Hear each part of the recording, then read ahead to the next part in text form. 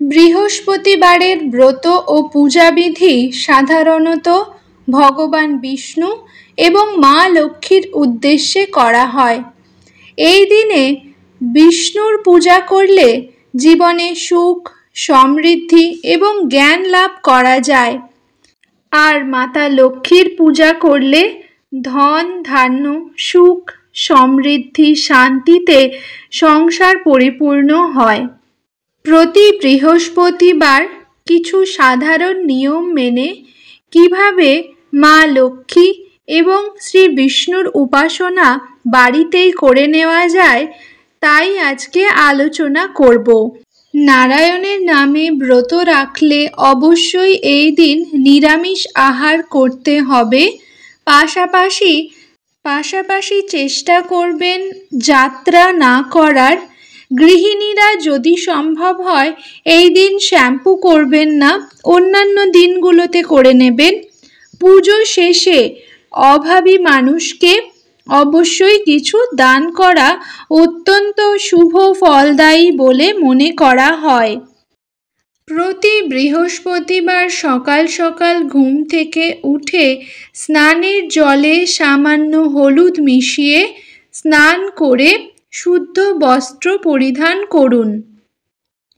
পূজার স্থানটি পরিষ্কার করে আলপনা দিন। লক্ষ্মীর পদচিহ্ন এঁকে নেবেন। পূজার জন্য একটি বেদি বা আসন প্রস্তুত করুন। তাতে লাল রঙের বস্ত্র বিছিয়ে কিছু গোটা আতপ চাল ছড়িয়ে বা পঞ্চশস্য ছড়িয়ে আসন প্রস্তুত করে লক্ষ্মী নারায়ণের মূর্তি বা ছবি স্থাপন করুন। মূর্তি হলে পঞ্চামৃত স্নান করিয়ে শুদ্ধ জলে স্নান করিয়ে স্থাপন করতে পারেন। মা লক্ষ্মীকে হলুদ, সিঁদুর এবং লাল চন্দনের তিলক অর্পণ করে কিছু আতপ চালের তিলক দান করুন। আর নারায়ণের জন্য সাদা চন্দন এবং গোটা আতপ চালের তিলক দিয়ে নিতে পারেন। এটি খুবই শুভ ফলদায়ী। পুজোর উপকরণ হিসাবে ঘি ও তেলের প্রদীপ, ধূপকাঠি, কর্পূর, সাদা চন্দন বাটা অবশ্য করে লাগবে। কিছু ফুল যেমন গাঁদা ফুল, জবা ফুল, সাদা ফুল, যে কোনো ফুলের মালা দিতে পারেন। 5 রকমের ফল, অভাবে কাঁঠালি কলা অবশ্য করে জোগাড় করে রাখবেন।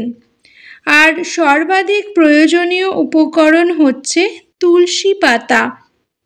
সাদা চন্দন সহযোগে তুলসী পাতা নারায়ণের চরণে এবং বক্ষে নিবেদন করতে ভুলবেন না। লক্ষ্মী মায়ের জন্য গুড়ের বাতাসা এবং নারায়ণের জন্য সাদা বাতাসা অবশ্য করে জোগাড় করবেন। এছাড়াও কিছু মিষ্টির ব্যবস্থা করে রাখতে পারেন যদি সম্ভব হয়। গণেশ বাবার জন্য লাড্ডু, এছাড়া চাল ও কলার নৈবেদ্যও আপনারা অবশ্য করে দান করতে পারেন। পাশাপাশি ধুনো রাখবেন। ধূপ ও ধুনোর গন্ধে পুজোর বাতাবরণ তৈরি হয় আর সেই পরিবেশে মনঃসংযোগ বৃদ্ধি পায় বলে পুজোতে খুব সহজেই মন বসে। তাই ধূপ ও ধুনোর প্রয়োজনীয়তা রয়েছে, অবশ্য করে এর ব্যবস্থাও রাখবেন। যদি সম্ভব হয় বেলপাতা এবং দূর্বা ঘাসও সংগ্রহ করতে হবে। সর্বপ্রথমে দূর্বা এবং ফুল দিয়ে গণেশ পূজা করে নিন। এরপর সাদা চন্দন সহযোগে লক্ষ্মী নারায়ণকে পুষ্প নিবেদন করে নেবেন। পুজো শুরুর আগেই ধূপকাঠি, প্রদীপ, ধুনো সব জ্বালিয়ে নিয়ে পুজো শুরু করে নিতে হবে। এরপর প্রদীপ, ধূপকাঠি, ধুনো সব কিছু দিয়ে মা এবং নারায়ণ, লক্ষ্মী নারায়ণের আরতি করে নিতে হবে। এরপর লক্ষ্মী ও নারায়ণের মন্ত্র জপ করুন। 108 বার ওম নমো নারায়ণায় নমো মন্ত্র জপ করা যেতে পারে। আর মা লক্ষ্মীর জন্য ওম বিশ্বরূপস্য ভার্যাসি পদ্মে পদ্মালয় শুভে সর্বতো পাহিমাং দেবী মহালক্ষ্মী নমস্তুতে। এই মন্ত্রটি 21, 41 কিংবা 108 বার জপ করে নিতে পারেন। নারায়ণের বাহন গরুড় দেব এবং মা লক্ষ্মীর বাহন প্যাঁচার উদ্দেশ্যেও কিন্তু সাদা চন্দন সহযোগে ফুল অবশ্য করে নিবেদন করে নেবেন।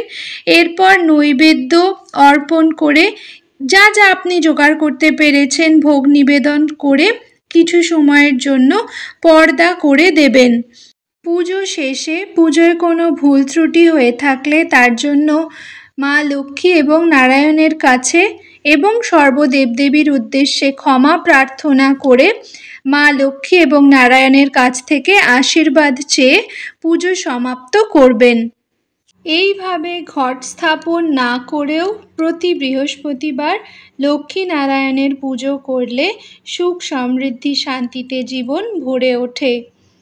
জপ তপে দেবতারা যেভাবে সন্তুষ্ট হয়ে থাকেন আর কোনোরূপেই সেভাবে হয়ে থাকেন না, তাই লক্ষ্মী নারায়ণের মন্ত্র জপ, মা লক্ষ্মীর জন্য দূর্বা এবং ধান, নারায়ণের জন্য শুধুমাত্র তুলসী পাতা, বাতাসা ও কলা দিয়েও ঠাকুরের পুজো আপনারা করে নিতে পারেন।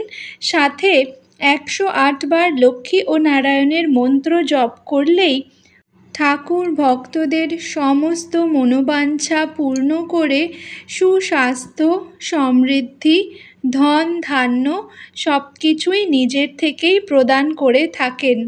তবে সুযোগ সুবিধা এবং সামর্থ্য থেকে থাকলে নারায়ণকে তুষ্ট করার চেষ্টা করুন। নারায়ণ পরিতুষ্ট হলেই মা লক্ষ্মী এমনি এসে ধরা দেন ভক্তদের কাছে। ঘট স্থাপন না করেও প্রত্যেক বৃহস্পতিবার এইভাবেই মা লক্ষ্মী এবং নারায়ণের সেবা আপনারা করে নিতে পারেন।